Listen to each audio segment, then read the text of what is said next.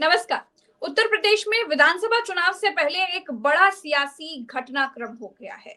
स्वामी प्रसाद मौर्य ने खुलकर आजाद समाज पार्टी के राष्ट्रीय अध्यक्ष चंद्रशेखर आजाद को समर्थन दे दिया है और नगीना सीट से उनका साथ देने की बात का ऐलान कर दिया है। साथ ही साथ भाजपा के राष्ट्रीय अध्यक्ष की रेस में मनोज सिन्हा का नाम सबसे आगे चल रहा है। इन तमाम चीजों पर बात करेंगे। हमारे साथ आज केपी मलिक सर है। सर, आपका बहुत बहुत स्वागत है। बड़ी दिन बाद आए आज सर, और जब आए हैं तो इतनी बड़ी खबर लेकर के आए हैं सर। स्वामी प्रसाद मौर्य का आजाद समाज पार्टी के राष्ट्रीय अध्यक्ष चंद्रशेखर आजाद के साथ आने के क्या मायने हैं, सबसे पहले तो यही समझा दीजिए।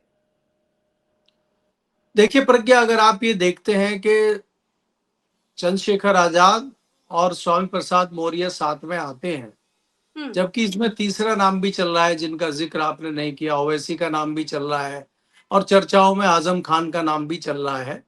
लेकिन इनमें कितनी सच्चाई है एक तो अभी ये देखना है। लेकिन मुझे ये लगता है कि कहीं ना कहीं जो दलित वोट कमजोर हो रहा है, भारतीय जनता पार्टी चाहती है कि ये दलित वोट इकट्ठा समाजवादी पार्टी या कांग्रेस गठबंधन के साथ ना चला जाए और कहीं 24 वाली जो है हमारी स्थिति ना हो जाए।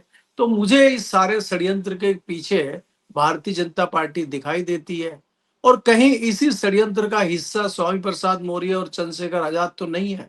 हालांकि कल तक मैं बात इस प्रकार की कर रहा था कि जिस प्रकार से मायावती लगातार कमजोर होती जा रही हैं और मायावती जी पहले आकाश को निकालती हैं, फिर वापस लाती हैं, फिर निकालती हैं, फिर वापस लाती हैं और आज उसकी वकील बनी हुई है। कुछ दिन पहले तक उसमें तमाम कमियां गिनवा रही थी और आज उसकी खूबियां गिनवा रही हैं। तो इससे लगता है कि मायावती कहीं ना कहीं कंफ्यूज है और उनका वोटर भी कंफ्यूज है। तो ऐसे में चंद्रशेखर आजाद के हाथ एक बहुत बड़ा जो है वोट बैंक हाथ लग गया है। चंद्रशेखर आज कहीं मजबूत स्थिति में दिखाई देते हैं कि आज उनके पास संसद के रूप में एक बड़ा प्लेटफॉर्म है। वो अपनी बातें पार्लियामेंट में रखते हैं, पार्लियामेंट से बाहर निकलते हैं तो मीडिया से गुफ्तगू होती है और मीडिया की वो आवाज दूर तक पहुंचती है। मायावती के पास ट्विटर को छोड़ के कोई दूसरा प्लेटफॉर्म नजर नहीं आता है। दूसरा, चंद्रशेखर की लोकप्रियता जिस प्रकार से पिछड़े और दलितों में बढ़ रही है, जिस प्रकार से वो तुरंत इस वोट पे पहुंचते हैं, तो उनकी एक लोकप्रियता इस वोटर ग्रुप में हो रही है। तो उसकी चिंता कहीं ना कहीं मायावती के साथ साथ भारतीय जनता पार्टी को भी सता रही है, क्योंकि हमें ये देखना होगा कि जब जब भारतीय जनता पार्टी की सरकार उत्तर प्रदेश में बनी है, चाहे वो कल्याण सिंह के समय में बनी हो और चाहे अभी सरकार तत्काल बनी हो 2017 में, उसका नतीजा ये होता है कि दलित और पिछड़ा या मायावती बहुत कमजोर हो जाती है। और जब जब मायावती मजबूत होती है, जब जब मायावती सत्ता में पूर्ण बहुमत से आती है, तब तक भाजपा बहुत कमजोर हो जाती है, 2% तक भाजपा सिमट जाती है। तो इसका मतलब ये है कि भारतीय जनता पार्टी का भी कहीं ना कहीं वोट बैंक पिछड़ा और दलित ही है। तो भारतीय जनता पार्टी सबसे बड़ी चिंतित इस बात को लेकर है कि 2024 में जिस प्रकार उसका हाल हुआ है, कहीं यही हाल विधानसभा में ना हो जाए। इससे बचने के लिए किस तरह की जो है एक इस तरह का एक षड्यंत्र किया जा रहा है कि थर्ड मोर्चा बनाया जाए और उसमें वोटर को उलझा के रख दिया जाए और जो समाजवादी पार्टी या महागठबंधन जीत की तरफ बढ़ रहा उसके रथ को रोकने का काम किया जाए। मुझे ये तो इसमें भारतीय जनता पार्टी की कुछ नई सोच नजर आ रही है। जी अच्छा, तो अब देखिए, नजर तो सबकी है कि देखिए, अखिलेश यादव की पार्टी समाजवादी पार्टी भी पीडीए को लेकर के चल रही है, कांग्रेस भी संविधान की बात कर रही है। तो दलित वोटों पर तो नजर सबकी है, लेकिन आपको लगता क्या है कि कौन सफल होता हुआ दिख रहा है इस तरीके से? और जब स्वामी प्रसाद मौर्य और चंद्रशेखर एक साथ आए हैं तो सपा को फायदा होगा कि नुकसान होगा, ये भी मेरा एक दूसरा सवाल भी है।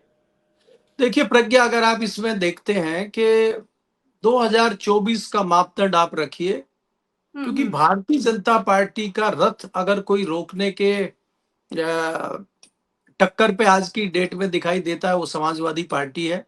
और समाजवादी पार्टी को इसका बहुत लाभ 2024 में मिला है और 2024 के नतीजों को देखते हुए समाजवादी पार्टी अति उत्साह में है और उसको मालूम है कि भारतीय जनता पार्टी का जितना विरोधी वोट है वो कहीं ना कहीं समाजवादी पार्टी की झोली में गिरता हुआ दिखाई दे रहा है। उसमें दलित भी पीछे नहीं है। आज उत्तर प्रदेश में दलित भी भारतीय जनता पार्टी से बहुत खुश नहीं है। लेकिन दलित ये भी सोचेगा कि अगर वो चंद्रशेखर के साथ जाता है, स्वामी प्रसाद मौर्य के साथ जाता है, तमाम जो दूसरे राजभर संजय निषाद है उनके साथ जाता है, तो उसका हश्र क्या होता है? मिलना तो उनको भी कुछ नहीं है। तो ऐसी परिस्थितियों में बड़ी तादाद में पिछड़ा और दलित समाजवादी पार्टी और महागठबंधन के साथ जा सकता है, क्योंकि वहां पे भी वो चीजें उनको मिल रही हैं जो बाकी जगह मिलती हैं। आज तो भाई पीडीए इसीलिए तो समाजवादी पार्टी चला रही है, इसीलिए तो आपने देखा कि इतना बड़ा नेता आपने फैजाबाद में दिया है पिछड़ों के और दलितों की नेता को। अगर समाजवादी पार्टी बढ़ा रही है, अगर पार्टी में दलित और पिछड़े नेताओं को महत्वपूर्ण स्थान समाजवादी पार्टी दे रही है, तो दलित और पिछड़ों को समाजवादी पार्टी के साथ जाने में क्या दिक्कत है? आज भी मायावती जी एक महत्वपूर्ण फैक्टर हैं दलितों के हिसाब से उत्तर प्रदेश में, लेकिन वो कुछ नहीं कर रही हैं, वो घर पे बैठी हैं, कंफ्यूज हैं। ये सोचते हुए जो दूसरे दलित नेता आज उत्तर प्रदेश में है, उनके पीछे जो मतदाता जा रहा है, तो वो समाजवादी पार्टी की तरफ आकर्षित है। लेकिन इसमें भी दो राय नहीं है कि लोकप्रिय नेता के रूप में दूसरे नंबर पे चंद्रशेखर आजाद भी आज उत्तर प्रदेश में काफी हद तक कामयाब हुए हैं। आने वाले समय में उनकी पार्टी कितनी बढ़ेगी, क्या करेंगी, किनके साथ मिलके वो लड़ना जा रहे हैं, क्या उनका है, मेरी जितनी मुझे चंद्रशेखर आजाद की खबर है, जितनी मेरी उनसे बातचीत हुई है, उनका ये है कि वो पूरे उत्तर प्रदेश में तमाम सीटों पर चुनाव लड़ने जा रहे हैं और वो गठबंधन की कोशिश कर रहे हैं। अब किन किन के साथ उनका गठबंधन होता है, कौन कौन उनके साथ आते हैं, और सबसे बड़ी बात यह है, क्या स्वामी प्रसाद मौर्य जो इतने पुराने नेता हैं, समाजवादी पार्टी में रहे, बसपा में रहे, क्या वो चंद्रशेखर आजाद का नेतृत्व स्वीकार करेंगे? क्या वो चंद्रशेखर के नेतृत्व में काम करेंगे? क्या ओवैसी चंद्रशेखर का नेतृत्व स्वीकार करेंगे? ये भी एक बड़ा सवाल है, क्योंकि इसमें सबसे नए नेता और सबसे युवा नेता चंद्रशेखर हैं। तो ऐसे में इतने पुराने नेता क्या उनका वर्चस्व और उनका नेतृत्व स्वीकार करेंगे? ये भी मेरे मन में एक बड़ा सवाल है। लेकिन देखते हैं अभी क्या होता है। अभी कोई औपचारिक कोई घोषणा तो हुई नहीं है, अभी तो हवाई बातें हैं। इस तरह की चर्चाएं उत्तर प्रदेश में लेकिन पिछले कुछ औपचारिक दिनों से घोषणा चल रही हैं। स्वामी प्रसाद मौर्य ने जरूर वीडियो बना करके और एक्स पर पोस्ट कर दिया है कि वो तो पूरी तरीके से साथ हैं, और ऐसा लग भी रहा है कि वो चंद्रशेखर के कंधे से कंधा मिला करके आगे चलने वाले हैं। अब ऐसे में आपको क्या लगता है, जो बात चंद्रशेखर आजाद ने एक्स पर लिखी कि अभिमान टूटेगा, उन्होंने अपने ट्वीट में लिखी कि निराश नहीं होने देंगे और अभिमान टूटेगा, तो ये किसके अभिमान की बात चंद्रशेखर आजाद कर रहे हैं? देखिए, ये चंद्रशेखर आजाद से अगर बात करेंगे तो वो कहेंगे कि ये हमने भाजपा के लिए लिखा है, भाजपा का अभिमान तोड़ने के लिए। लेकिन हम और आप अगर अंदाजा लगाएंगे तो हम वो अंदाजा लगाएंगे जैसे मायावती ने लिखा था कि बरसाती मेंढक आते हैं, और चंद्रशेखर कहता है मेरे लिए नहीं लिखा है, किसी और के लिए लिखा है। तो ये ऐसे ही है कि मायावती का अभिमान तोड़ने के लिए कहीं ना कहीं ये इस तरह का ट्वीट चंद्रशेखर की तरफ से आया है कि मायावती को जो अभिमान है वो खाली अभिमान है, लेकिन धरातल पे कुछ नहीं है। एक तो ये बात है।